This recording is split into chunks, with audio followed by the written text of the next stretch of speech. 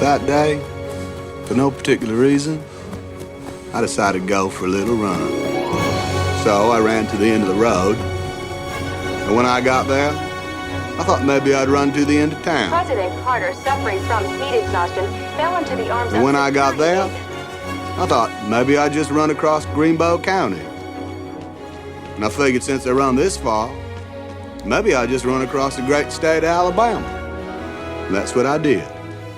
I ran clear across Alabama. For no particular reason, I just kept on going. I ran clear to the ocean.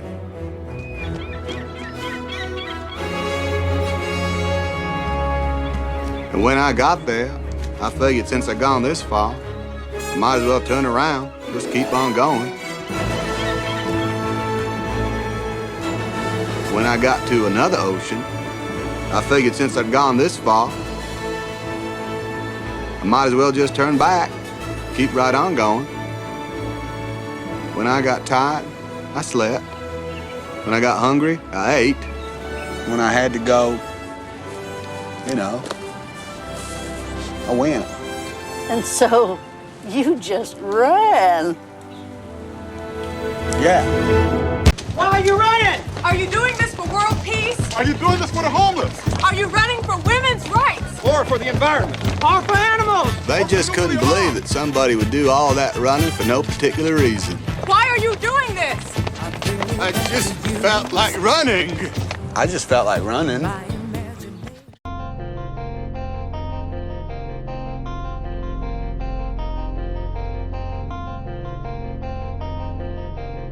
This is a Silk exclusive.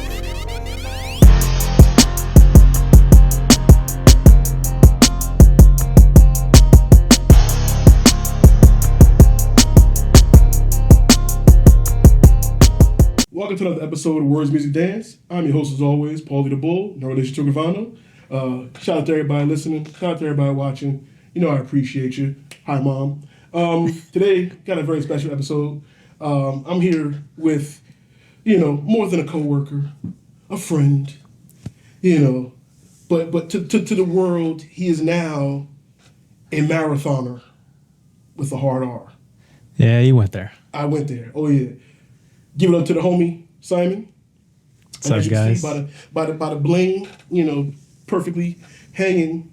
He completed the New York City Marathon this year, November 2nd, 2025.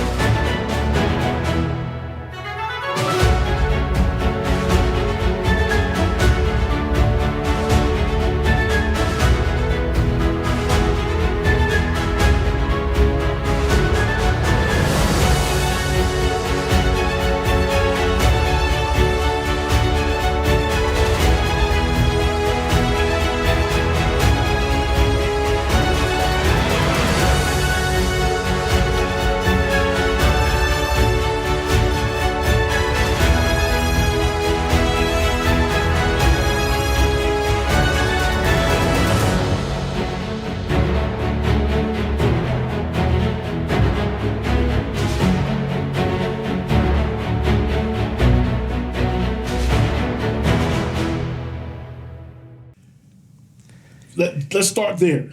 Let's get right to the feeling. What did it feel like when you crossed the finish line? Oh, outside of pain? I mean, the stereotypical way of saying it, probably a bit of that sense of accomplishment, right? That's probably the first thing you feel, just like, oh, it's over, right. But also at the same time, you're done. You did it. Right.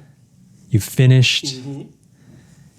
And now you're part of I don't want to say elite. Elite sounds elite. Bad, but it's part of a special group of people. It's elite.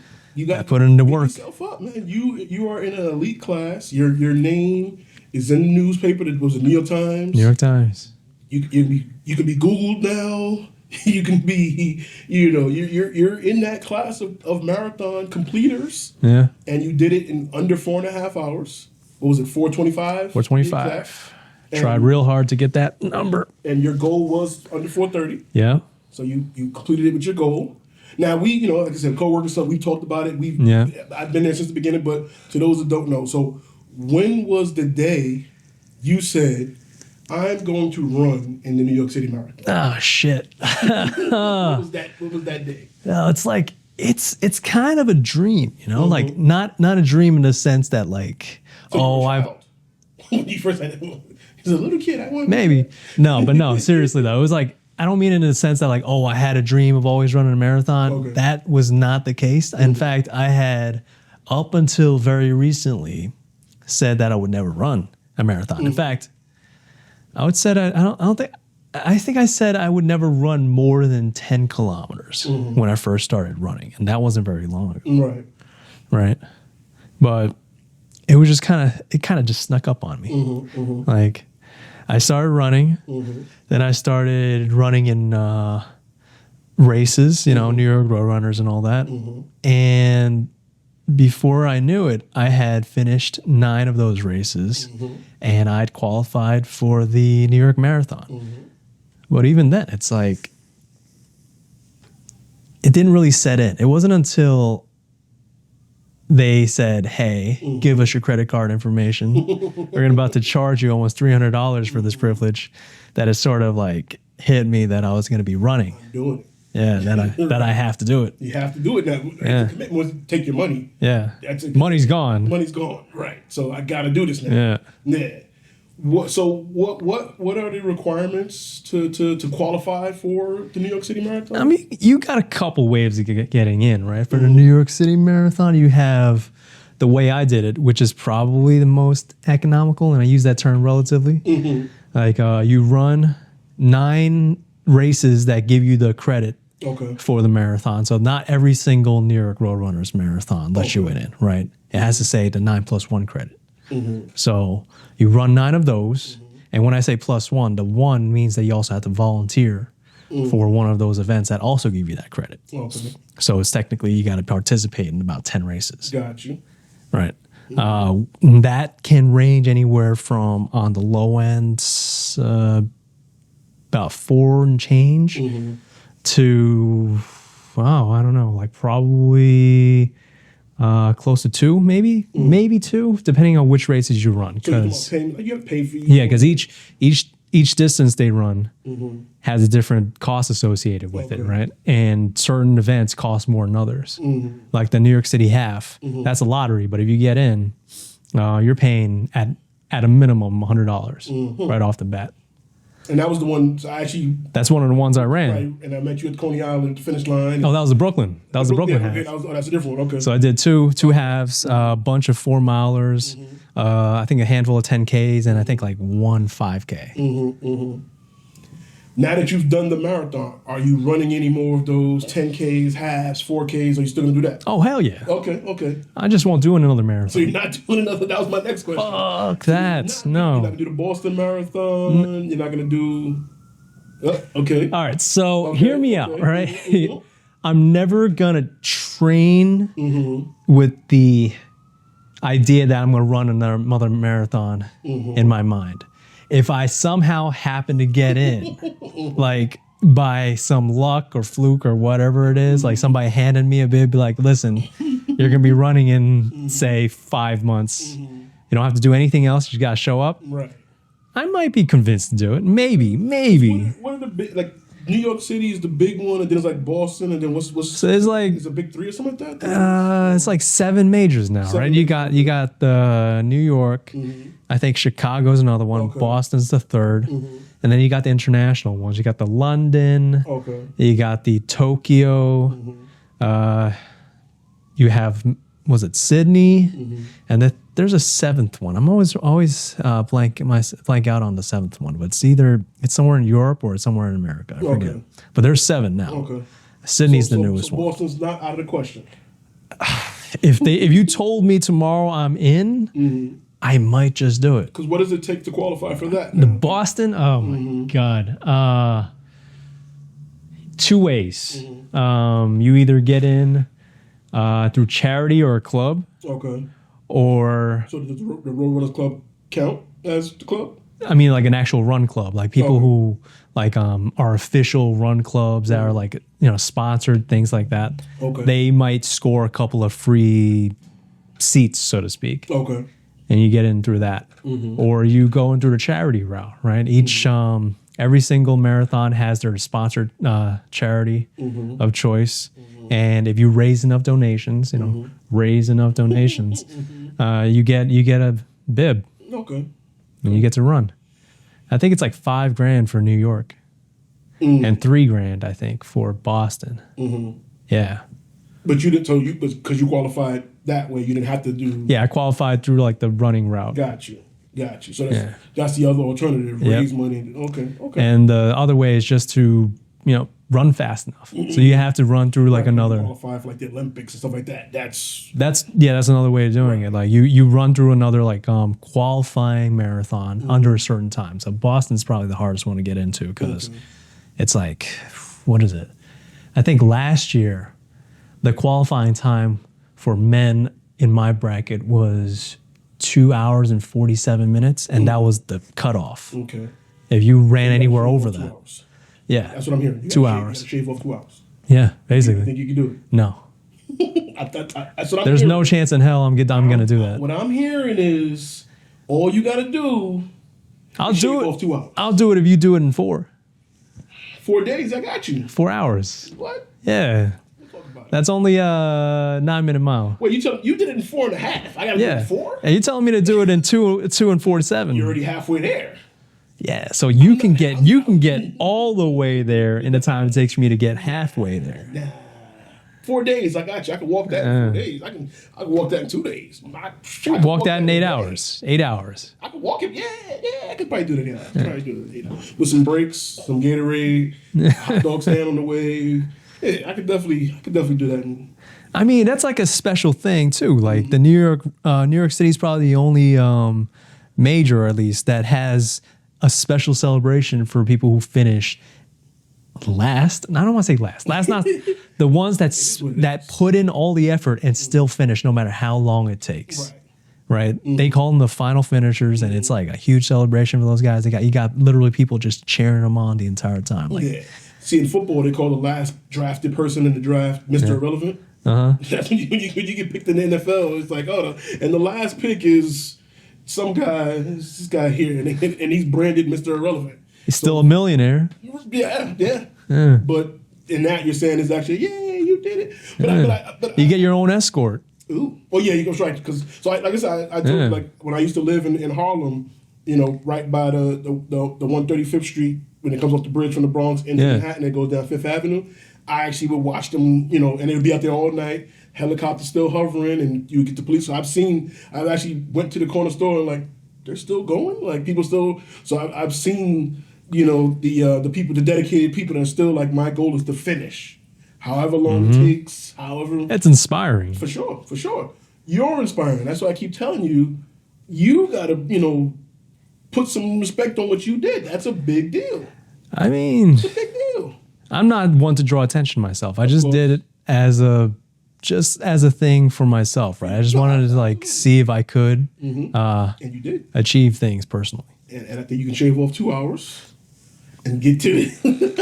I think you can do it, man. We'll I talk don't know. I got enough bloody toenails to last me a lifetime. So the race itself, Yeah. at the starting line, so you're grouped in. So like I said, you gave me the information. I tracked you on the Roadrunners app. Yeah. I was confused. I was on my way to the football game, and I'm like refreshing, like, why is it saying there's no data, no data, no data? It's like, so I'm looking at your name, I'm like, there's no data. I'm like, Then at 11 o'clock I get, Simon is now running. I'm like, wait, why is it? I'm thinking in my head they started like 9 o'clock or whatever. Yeah. So you started at 11. So you're there. What time do you arrive? What time do you get there to the starting point? All right, let me tell you what most people do first. Okay. Right. So they're New York runners, as part of all this stuff, they set up like all the transportation routes for you and everything. You can sign up for like buses and all this stuff.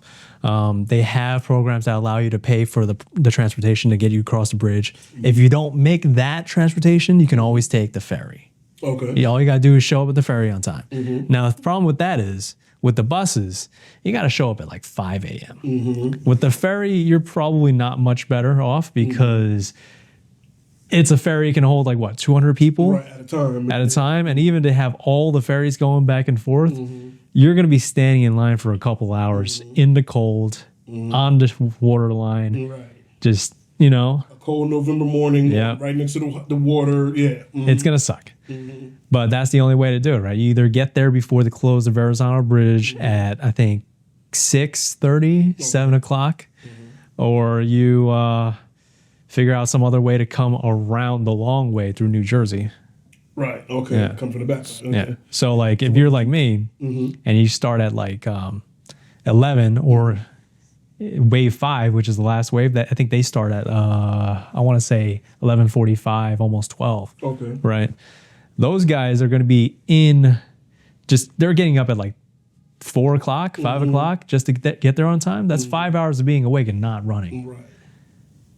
Got it. Before you even start. So what wave were you in? I was in wave 4, so I started at 11. Okay. Right.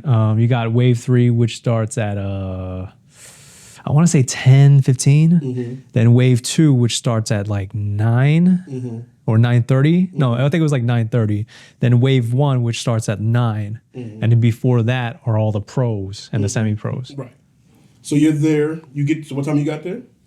So now that I've told you what most people do. Right. Okay. What I did was I had a friend in Staten Island. Okay. That I crashed on their couch. Smart. See, that makes sense. That makes perfect sense. You're there. Yeah. You're already right there. I was lucky enough to have a friend who lived near, like when I say near, I mean the northern part of Staten Island, right? So I got up at a normal hour, 7:30, grabbed breakfast, had a cup of coffee, did the morning ritual stuff, to use a euphemism, and just strolled into the starting village. Makes sense. Had maybe 20 minutes to spare, and then we were off. Got it. So you didn't have a lot of time of waiting. Nope. Didn't have to stand around. Got it. None of that stuff. Smart. So when you were there, and you're lined up, and you get your bib and all that stuff, what's going through your head? What are you thinking? So you know how they have the expo here, right? That's where everybody picks their bib up. Okay. It's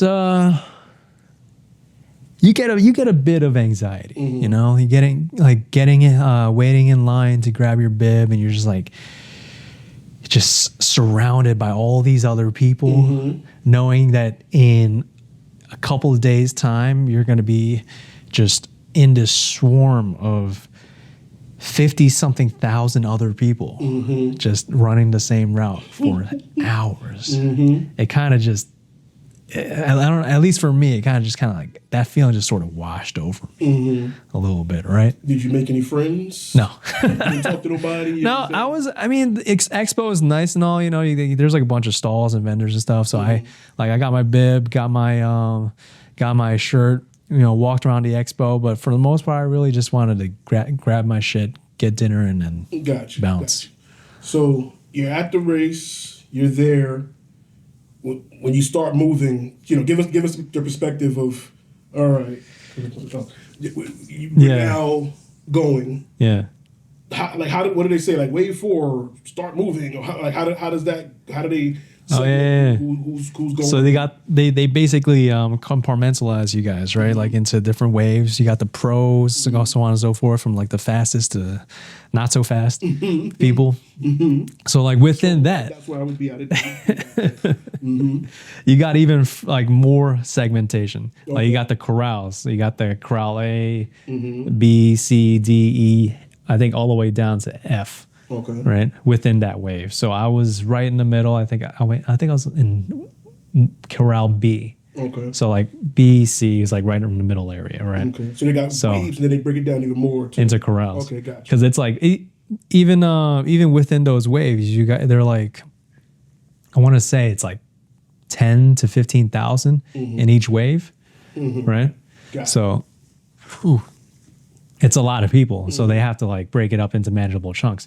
So they kind of like have you stand in these like little corrals, and then you start the walk a couple of minutes before the actual start time to actually bring you up to the start line. So the start line is like right where the horizontal bridge starts. So people start moving up, get up right along the line, and people start crowding in, and you're kind of standing shoulder to shoulder with people. And let me tell you something. They give you about like a couple seconds warning. They're like, oh, by the way, the starting pistol is not actually a pistol. It's a howitzer cannon. Oh, wow. Yeah, it's an artillery cannon. Okay. Is that because the fork, something is right there? Yeah. So they roll up like a full-on artillery cannon to start people off. What they don't tell you is where it is. Okay. So I was thinking, all right, it's probably at the start line, like right where you have the flag, because everybody's staring the flag. They did the whole like Star Spangled Banner and all that stuff. Okay. So I'm like, all right, yeah, everybody's getting hyped. And then they set it off. And I realized it's about 5 feet to my right. Let me tell you, you don't hear it so much as you feel it in your chest. Okay. Because my ears were ringing for a good 5 minutes afterwards. It's so loud. Got you. Like, holy shit. Spoilers, in case anybody wanted to like run it next year and wanted to be surprised, but holy shit. Don't stand towards the middle of the bridge. Stand on the other side if you want to avoid most of that feedback. But I mean, it's good. That's good to know. That's interesting. Yeah. So the cannon goes off. You're walking or you're running? You're still crowded in, so you can't really like start moving yet. So you just start like shambling a bit, and then as people start like peeling off of the crowd and start running, some people really take off. You start getting a little more room, and by the time you get to the start line, you can actually start jogging a bit, and then you're moving. Got it. And then it starts. And so now the anticipation, the adrenaline, and all that's gone, or now it's even heightened now? Like, what do you feel now that you're actually moving? So I can't speak for everyone, but like everybody processes that differently. Some people like take it off in a sprint just to bleed off that excess energy. I've like, I'm friends with people who've been running for a long time. Some people run multiple. Some people do it every year. So like they've told me about this. Like some people always like get really excited and they're hyped up and they just start off too fast. And that's actually one of the big no-nos of like long distance running, right? You don't want to like go off too fast and you're just like killing off all your potential energy for later down in the race. So I actually spent a good part of my training just sort of like regulating myself, kind of getting into that almost Zen state, right? When you start off. So like I don't get too excited. So I'm sort of doing a little bit of like internal meditation to keep myself calm. So when I start off, I'm sort of like gradually getting up there. Got it. Yeah, because the first 2 miles is like a hill. It's the bridge. Yeah. So that takes a while to get over. You told me you were good until around mile 20. Yeah. What did you like? Started cramping up or the quads, man? The quads, like you start feeling a little bit of heat, which is normal, like you're running, you're using your legs, but then it starts getting hotter and hotter to the point it starts burning, and now you're starting to get cramps, and that's when I realized, like, oh shit, the electrolytes I took probably wasn't enough. Like, so that's when I realized, like, when you're running this course, there's like people handing you all sorts of things, right? You know, it could be something as innocent as a bottle of water or whatever to something a little less useful for you, like shots of tequila. Nice. But people are also, you know, handing you fruit. With that. I'm running now. They're giving out tequila. There you go. Tequila, Fireball, vodka, you name it, they got it, man. They have glasses of wine. I don't even know why. But like, yeah. People were handing out things like, you know, bananas and other fruits. I probably should have taken a couple of those because, like, looking back and talking with my my fellow runners, they're like, "Oh yeah, you're probably kind of lacking potassium. That's why you started cramping up like crazy." I was like, "Oh shit, you're right." Right. So from mile 20 on, you're feeling it. It wasn't a constant thing. So like, you know, once I started feeling that, I was like, "All right." This isn't something you just power through, right? So I just like slowed down. Sometimes I even came to a complete stop. Okay. Did some stretches. Okay. You know, swung. You know, swing your legs to get the blood flowing back through them again, and that alleviates it for a couple of miles, and you're back on it again. Got it. So like for a mile and a half, it comes back. Do the same thing. So my pace kind of slowed way down, like from I don't know, like 9:15 all the way down to like 10:15. You know. Because of that, but I still managed to get through it. It wasn't like a showstopper so much. Right. And you still kept your pace? You still... For most part. I was able to stay relatively consistent, just like I just dropped it down about a minute for the last couple of miles. What would you say was like the toughest mile or the toughest portion that you remember of the course? When I was like just those last couple of miles, like when I was just trying to get through them, right? Because the distance itself isn't so bad because provided you do the training, right, it's just not a long run at the end of the day. You know, I mean, the only difference is that, like, you know, the streets are blocked off with you, which is nice. You're surrounded and cheered on by a bunch of people, which is really nice. And you are basically like, it's basically your arena. It's your playground. So like, as long as you don't forget your training, it's great. Along the course, you said, you know, people cheering you on. Did you hear them? Oh yeah, you felt it every checkpoint. Yeah. You heard the and the signs they had. Those were fun to look at because like when you're running for like 3 to 4 hours, you get bored. I'm not gonna lie, you get bored because like even with like music going on, you're gonna, unless you are able to like completely just tune yourself out while just like doing this, it's a long time to be doing anything.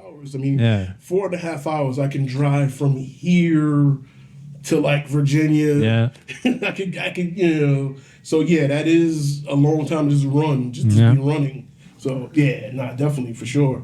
Did you have music on? Were you? Oh yeah, I had my like buds on. What was the soundtrack? What was the 4.5 hours? What, you just had it on shuffle, or you had a playlist, or what's the go-to? So Spotify playlist. I think it was just called Chill.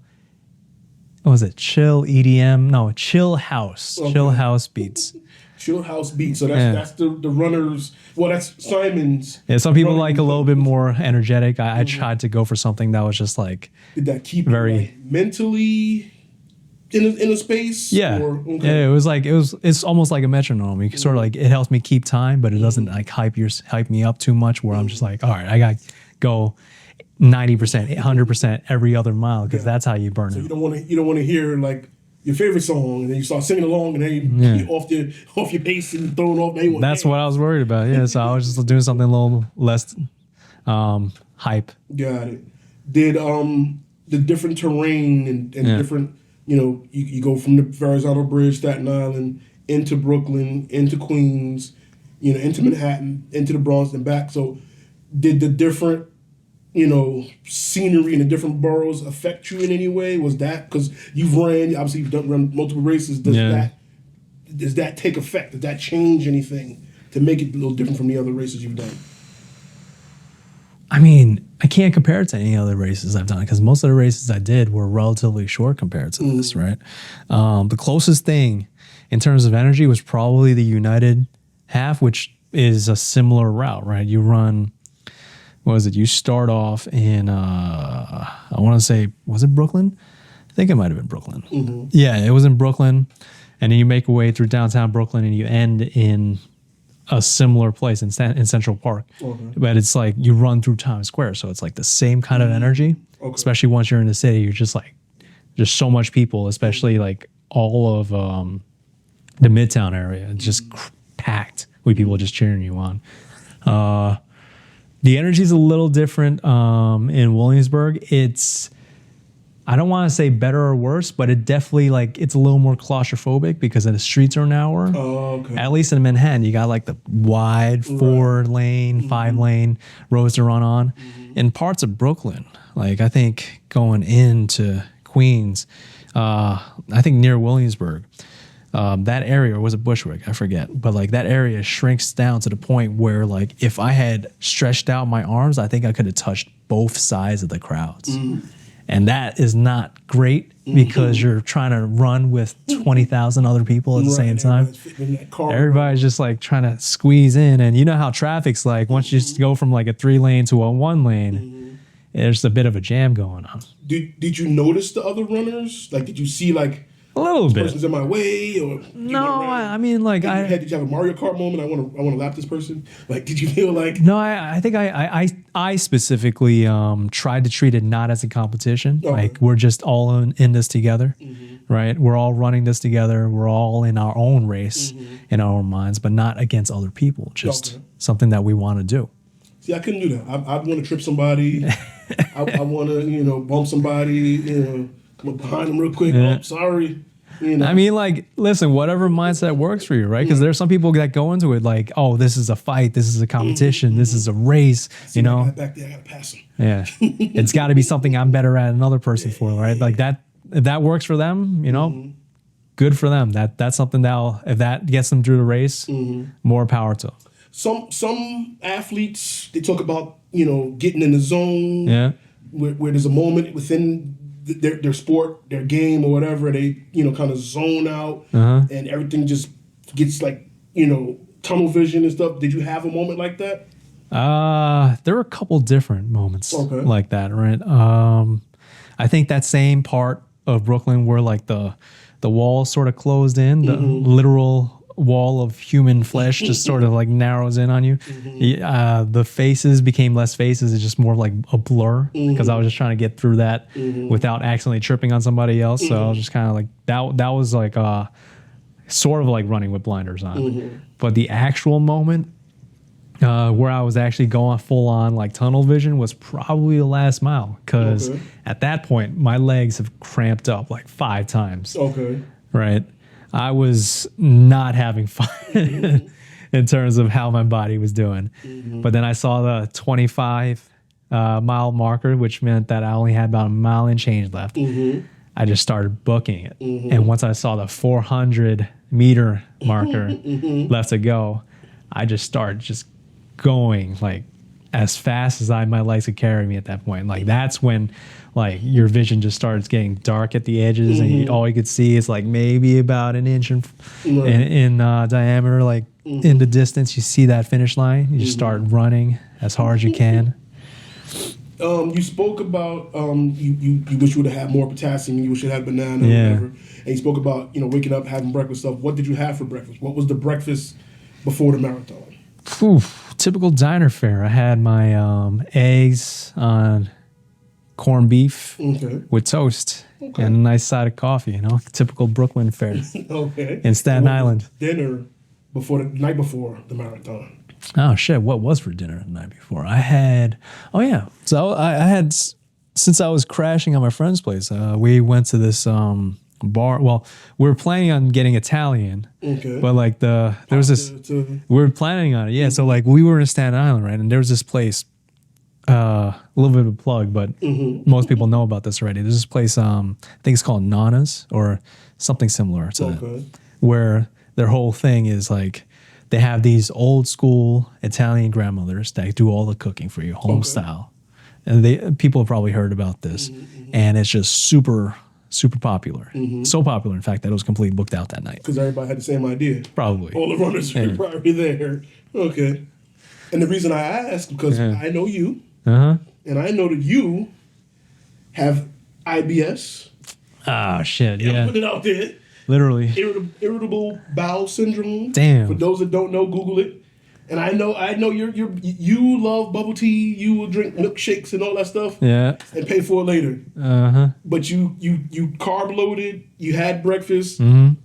Did that affect the marathon? No, because I did it in a responsible adult manner. So for 4.5 hours you were good. Well, for 6 hours. When did you were good? What was it? I ate at like 8 a.m. in the morning, right? So I was finished by 8:30. We went back to my friend's place. You know, I took care of business. You know, cleared it all out of my system. Okay.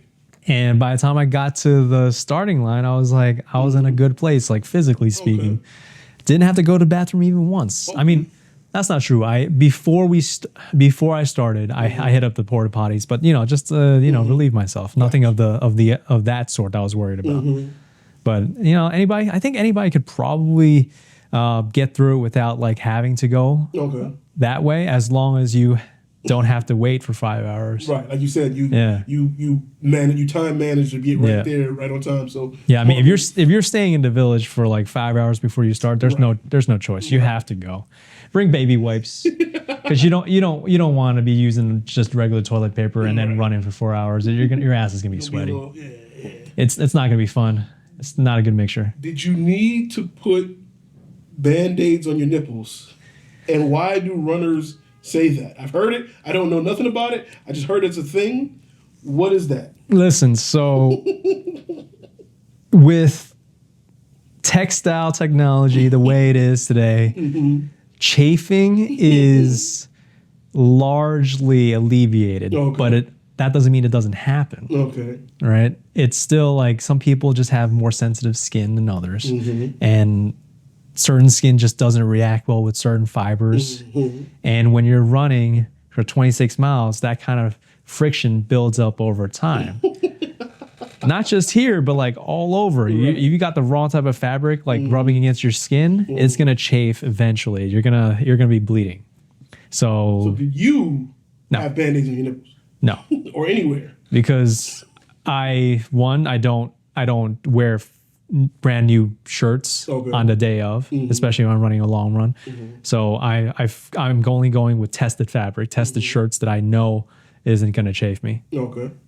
Not to say that I never had chafing, especially on long runs. I have had my share of chafing, just not up here. You know, I've had shorts that aren't exactly the right fabric for me that have given me chafing, like burns on my legs, like my inner thighs and all that, but nothing on my nipples. Okay. But I guess that's just a funny way to look at it. Like I said, it's something I heard, and it's something that people constantly talk about. I just want to know if, you know. It's a thing. I mean, like people do different they have different methods of getting around it or trying to minimize it, right? Some people do like the Band-Aids.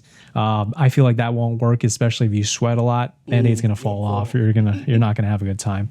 What I find I think works more often than not is either like the Body Glide stuff, or just plain old petroleum jelly, right? Whatever, the Vaseline. That stuff will work, and you can just go. They have first aid tents, I think, every 5 miles, 4 to 5 miles. And they, I probably should have gone there too, because they were also giving out, they were giving out salt sticks, and they also had other first aid materials. So you could probably have like scored some petroleum jelly off of them. You made it through. You only stopped. You said you stretched once? A couple times. Okay. So no issues. You didn't, no chafing? No chafing. IBS acting up? Nope. I was lucky. A little bit. I was lucky there. You made it through. You beat your time. Yeah. So let's go back. You spoke about the finish line. You spoke about the last mile, the last 400 meters. Everything started to zero in. Yeah. What was it like when you saw the finish line? I knew then, like once I saw the finish line in sight, I had to just go for broke. So there's this thing called a kick, right? Okay. So like for some people that have a stronger kick, when they see a goal, like when they physically see the goal or some other way of actually like knowing the goal is near, they get that sudden intense burst of like last minute energy, right? Just to get you right to that point as quickly as possible. So like I think that that happened to me because like once I saw that the finish line was there, I think that was probably the fastest I've ever run at the end of a race that I've done so far. It just happened. You saw the line. Yeah, and like literally my vision went from like here down to here with just the finish line in sight, and I just started booking it as quickly as I could. And you crossed the finish line. Yeah. What do you feel? Fuck. Just like, fuck. Right. I did it. You know, like They wrap you in the big orange coat or something like that? they were passing those out, but first you walk for like another quarter mile. Okay. I think almost quarter mile before they hand you the medal, because I guess they don't want people just piling up right at the finish there, line, right? right. So they're like, all right, just keep it moving, keep walking. Medals are on the way. You grab that, then you get your like end of race like little baggie full of like Gatorade and like pretzels and everything, just to keep you from passing out on the floor. Right. Then, like a little bit further down, like another 100 meters, then they start handing out the cloaks. Right. So they're basically luring you away So, from like, the finish line. So, like, This way, we got stuff for you. Come, Yeah. get out the way. More people coming. that's exactly what we're doing. People just like a funnel. Like, funneling everybody down the thing. So, like, I think almost half a mile later, you'll just see this, just like almost zombie like trudging of like thousands of people just wrapped in this orange thing, just going like this. Like they're just coming back from war, just kind of like 1,000-yard stare. Right. Did you cry, No, Simon? I didn't. Okay. You know, it's funny because my girlfriend asked me the same thing. Like, did you cry when you finished? And I said no. She just looked at me like I was crazy. I mean, like it's not like I wasn't happy that I finished. I wasn't just so overwhelmed that I had to like start suddenly bawling. Not that it's a bad thing to do so. Not that it's a bad thing, I'm happy for anybody who does feel the need to cry at the end of a race, because it's a huge achievement. For sure. I just personally didn't do it myself. Did you cry in the car, No. Simon? No. Okay. Also, what car? I don't know. Just The Friday, train car? You know, the joke from Friday. You gonna cry in the car? Oh. So just I don't know. You took the train home? Yeah, I took the train home. Okay. That's did you have to pay? Could you show them the medal and be like, I'm a marathon? You know, funny you mentioned it. There was a guy just swiping people in, so I guess that was it. See, there you go. See, so the benefits after you completed it, after you got the award, now you're officially a marathoner. I know you got Shake Shack. Got Shake Shack. Shake Shack. Got free burger, free ice cream. See, what else? Free medal engraving. They actually let you do that for free, but you can only do it, I think, within the first week. Okay. Then they start charging you. So you're only a hero in the first week. Pretty much. Okay. Yeah. Okay. What other freebies did you get? Anything else for free? That's pretty much it. I mean, there are plenty of other things that you can get for free. I just did what was convenient because it was right next door. You just wanted a burger. Yeah, I just wanted some food. Simple man. He's like, I want a burger. Just want a burger. Yeah. Put my name on it. Yeah, just give me a burger. Where are you going to put that? In my drawer with the rest of my medals. And that sounds conceited as fuck, but it's just... He's like, it's another medal. I got I've done a couple of races. Most of them are halves that you get medals for. I didn't do that many halves. I don't know why it sounds like I'm doing a crazy amount of races. It's another medal. But no, this is gonna be fun. Like, you got one, you got them all. Yeah. Just another medal in the drawer. I mean, I might frame it. Who knows, right? Okay. I'd have to find a good place to do that. But would it be more conceited to frame your medal or put it in a drawer? So to me, I think this one is the culmination of all of those. Yeah. So I think this one should stand. Like maybe on the bedside table. Like instead of your loved ones, it's just your little medal. Yeah, you don't picture your family and the kids. In 2025, I ran a marathon. Yeah. Are you gonna mention it every year at Thanksgiving, Absolutely not. Christmas? I ran a marathon in 2025, right? You're not gonna bring it up in conversation. I mean, there's one in every family, right? For sure. You got. And mine, there's two. Oh, there's two now. Yeah, me and my cousin. See. So, talking, hey, did you see the game last night? I ran a marathon in November, right? You got to just bring it up. These politicians, man. Mondani won, yeah, but I ran a marathon. So, Who ran a harder race? Look at this competition. Curtis Lewa, me, thousands of people. Verrazano Bridge. I did that. You talk about it, man. Maybe. Talk about it. Let everybody. I'm not an attention seeker though, so probably not. Like the running joke they had with people that did The running joke? Remember what was it? CrossFit. Remember they said about people that did CrossFit. And they would mention it in conversation. They'll tell you about it. Right. So now you can just say, I ran a marathon. We were talking about, we were talking about books.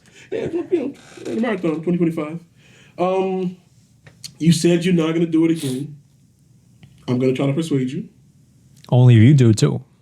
I'll think about Listen, if you do it, I'll do it.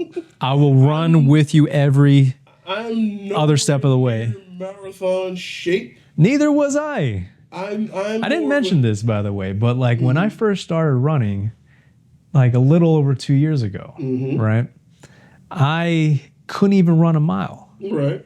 So I say this a lot, but I really feel like if I could have gotten to that point, most people can too. For sure.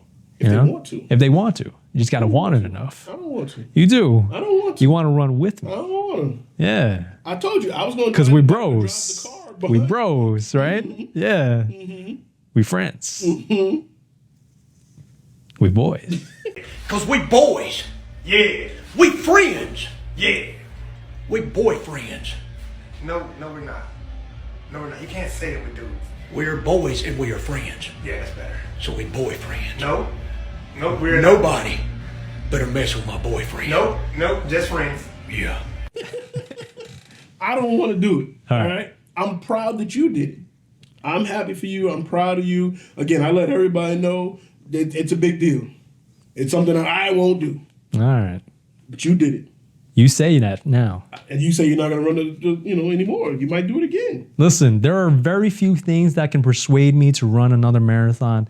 That might be one of them. What? If you were to do it too. Okay, so that's not happening. So what other things are there? If somebody handed me a bib and said, all right, you're doing Boston in a month. We'll get you a Boston bib. Got it. Oh my That's all God. it took. Let's do it. We're gonna make it happen. So to be continued, we're gonna get Simon in the Boston Marathon, and I'm gonna try to record it and follow him and get it live. I told him we should have documented the journey back then. We didn't, but I'm glad that he did let me have this opportunity to interview. He's camera shy. Oh my He didn't want to God. have this, but he finally, said, "Let's do it." So we're here. We got it. It's for you guys. Some content, little behind the scenes information about running if you ever wanted to know. The perspective of an actual marathoner with the hard R. It's the M word. It's the M word. It's the M word. I got that card now. That's right. He can say it. Is there any thought or any final word you want to tell the people about the journey, the adventure, the finish line? What are your thoughts? What, when you think about it, what first thing pops in your mind? Really, just words of encouragement. Like if you want something enough, or honestly, when it comes to something like this, sometimes it just sneaks up on you, and you just gotta, take that opportunity and just go for it. And when you put in the effort, more often than not, you're gonna meet with success. Inspiring. We'll put that on a card somewhere or something. Take a picture of you and just put that on there. Big That was heartfelt. Listen, man, you're in the New York Times. You're in the record books. You did that. You gotta embrace it. You're history now. And so can you. Nah, I'm on YouTube, and also trying to get this man on YouTube. Oh no! Trying to get a cooking channel. Butt naked. Oh god! So if you see Cooking with Simon pop up on my channel, it's gonna be a series. Listen, there are plenty of influencers that have taken that gimmick and run it far into the ground. But how many of them have a marathon chain when they Probably the same type of people because they have those type of physiques. But butt naked with a medal on. I'm just saying. It's pretty damn close. Think about it. Listen, you know what I'm talking about. Think about it. Once again, shout out to everybody listening. Shout out to everybody watching. I appreciate you. To do the usual YouTube stuff. Hit the like button. There's a hype button now too. Subscribe to catch more stuff. Share it to your people. Share it with your friends. Critique Simon.